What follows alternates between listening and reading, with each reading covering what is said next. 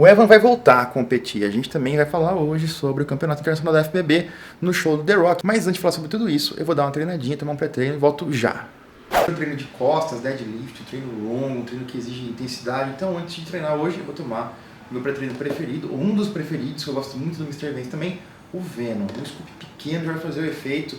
Ele é bem forte, bem intenso. O scoop grande é só em ocasiões muito especiais, pessoal.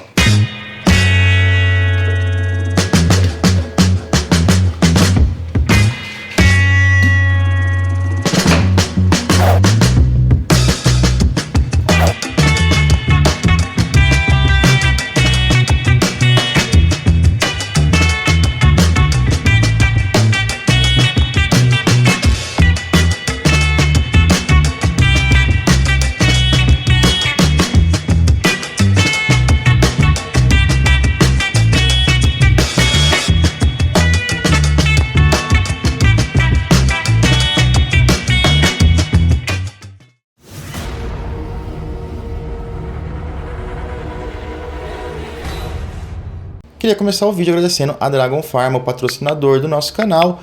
Sempre que você comprar produtos do Dragon Pharma, dragonpharmabrasil.com e usar o meu cupom SHAIN10, você ganha 10% de desconto e ainda por cima ajuda o canal a se manter, ajuda a gente continuar produzindo cada vez mais conteúdo de qualidade para vocês. O Evan Santopani é um dos caras mais famosos, mais midiáticos e com mais fãs aí dentro do bodybuilding. É um cara que representa muito o estilo de vida.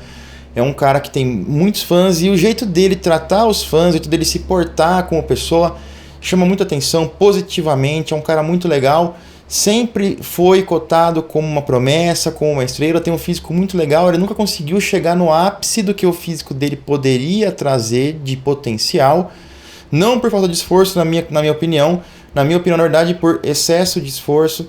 Ele sempre chegava depletado nos shows, ele fazia dieta mais do que deveria, ele estava pronto antes e chegava no show murcho e menor do que deveria estar, e aí ele não conseguia pegar as colocações excelentes que ele deveria ter.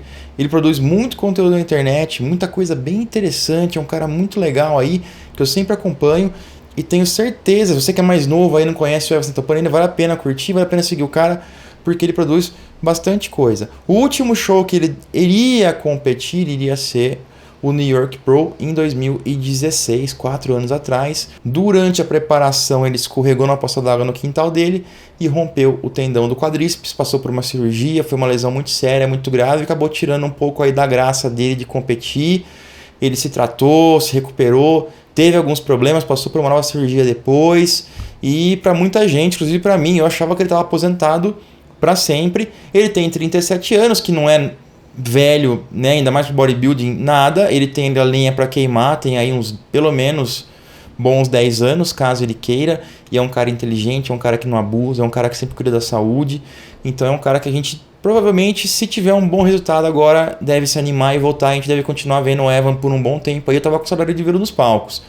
E ele volta literalmente no New York Pro em maio de 2020, 4 anos depois. Ele falou no podcast Packcast, que é o podcast do Animal Pack, patrocinador dele. E falando em podcast, peço para vocês aí se ligarem no Dragoncast, o podcast Dragon Pharma. Eu sou o host lá e toda semana recebo o pessoal da Dragon Pharma, sempre entrevistas e conversas muito interessantes. Tem Caio Botura, James Bond, Lucas Pinheiro, Donaire, Coach Rubens, as meninas, sempre um episódio bem interessante para você passar seu cardio aí rapidão. Voltando pro Evan, então ele deu essa declaração que ele vai competir novamente no New York Pro em 2020. You know, where I left off, I was hoping to get on stage at the New York Pro, and that's just naturally seems like, you know, just pick back up where I left off. Okay, yeah.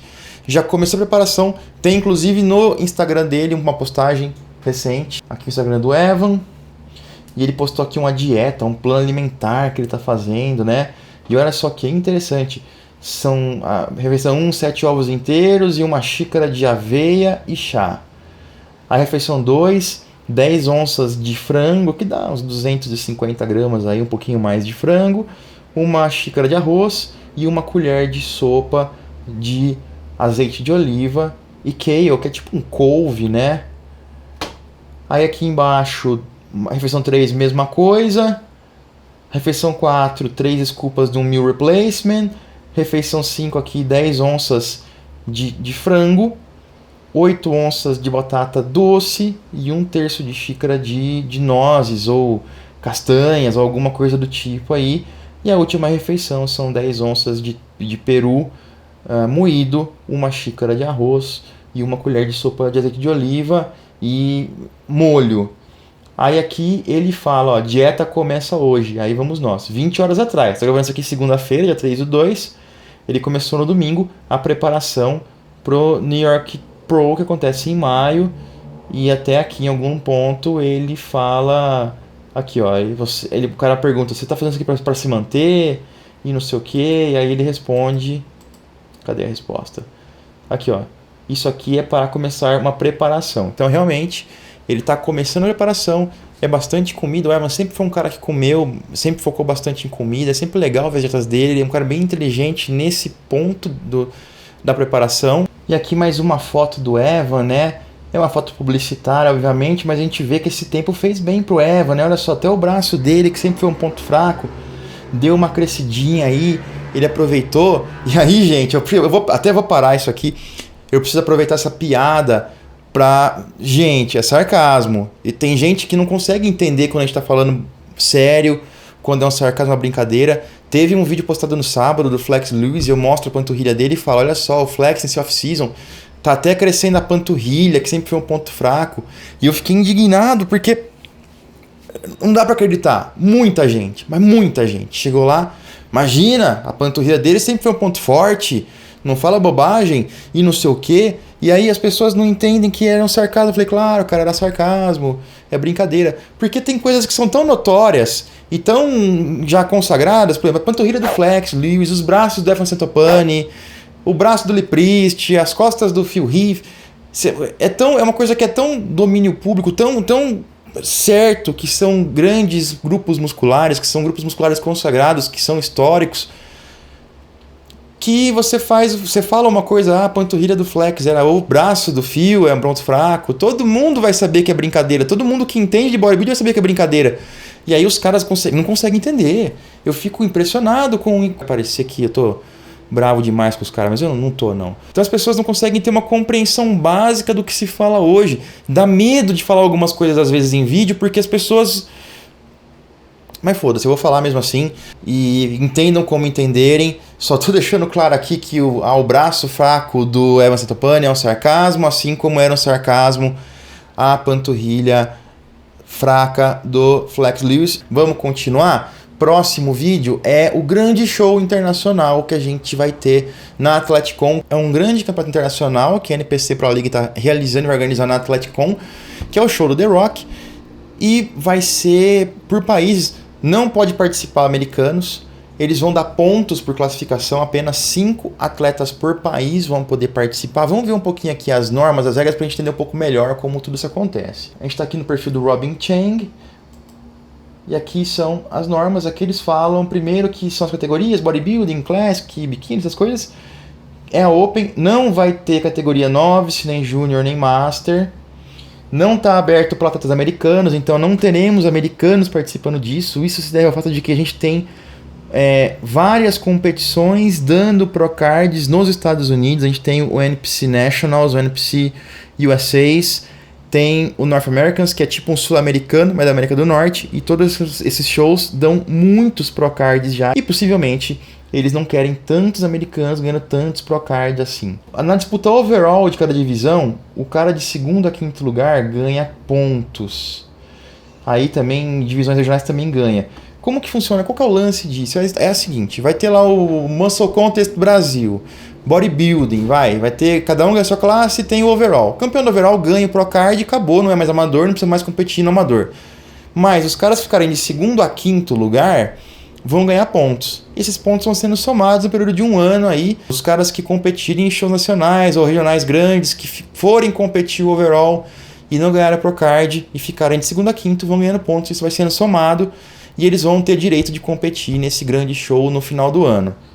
Voltando aqui para as regras, a tabela de pontos por país vai ser mantida no NPC News Online e no ifbbpro.com. Aqui é o período de qualificação, que vai até 31 de agosto de 2020, o show é em outubro. Os 5 caras com mais pontos em cada categoria, em cada divisão por país, se qualificam. Aqui fala o seguinte: o campeão overall de cada categoria nesse campeonato, que é o Worldwide International Championships, terá o direito de pedir o Procard. Então, eu acho, no começo, o que eu tava achando? Que todo mundo, como eram os caras do overall que ganhavam pontos, e eram pontos misturados, que ia ter uma divisão aberta, overall ali, tipo, sem categoria de peso, sem altura. Então o bodybuilding, todo mundo classificasse pro bodybuilding, ia competir junto. É uma possibilidade, eles não explicam muito bem isso, mas pelo que eles estão falando que o overall vai ganhar o Procard, é muito possível que eles organizem isso por categorias mesmo e tenhamos um overall.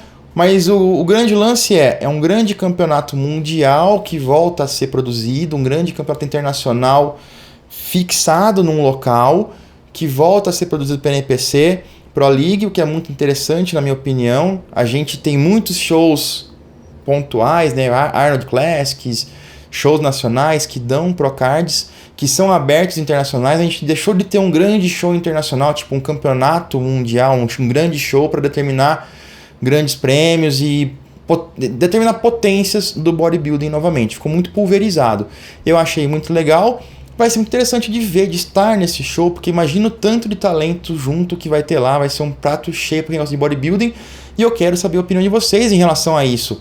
É uma coisa boa? É uma jogada legal? Ou não precisava mais ter isso, como estava tá bom? Quero saber a opinião de vocês. Eu vou ficando por aqui e até a próxima.